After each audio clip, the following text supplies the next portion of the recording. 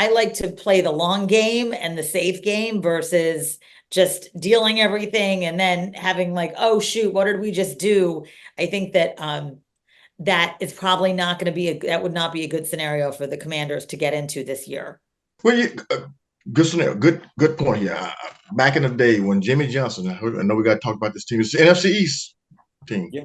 Mhm. Jimmy Johnson and Jerry Jones, new team. They had just fired Tom Landry, and Jimmy was a guru of trading players, getting more draft picks, having guys veterans on the team. Hey, we'll trade you, Herschel Walker, get more draft picks, and it built the Dallas Cowboys for what 5 or 6 years of being 3 Super Bowl champs. So Longer than that, there's really. an opportunity for the Commanders to say, listen, we got some guys here we love, they're pillars in the community, whatever, but we can get more pieces of the puzzle to come in and be productive and buy into our system. And our younger players, we have to look into that, right? Yeah, I think it depends on the return. I think like if you sit here and somebody said, "Hey, we'll give you a first and a third for Jonathan Allen," you almost have to do it. But if someone saying, "Hey, we'll give you a third and a conditional fifth," and Right. I think this all depends on what you're actually offered. If you're offered something great, you have to do it. Like That's why you got to have those great general managers Right. in the building. Yeah, It's kind of like what was the pass rusher Sweat? Yeah.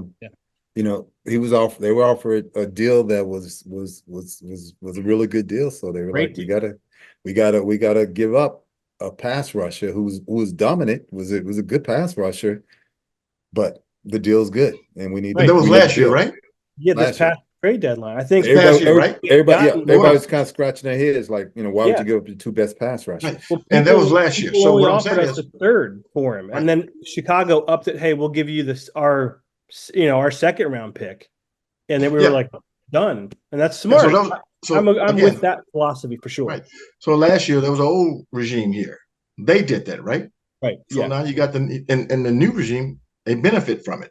Yeah. So same thing now. They can benefit from, and I love having players who play. If you manage to play with one team all your career, hats off to you. Sure, but we knowing this is a business, and if a better greener pasture out there for you somewhere else, you're not bigger than a National Football League or a team. So if this thing's happen, hopefully, well, go somewhere. I guess though that's the difference between being traded and free agency, where you can go.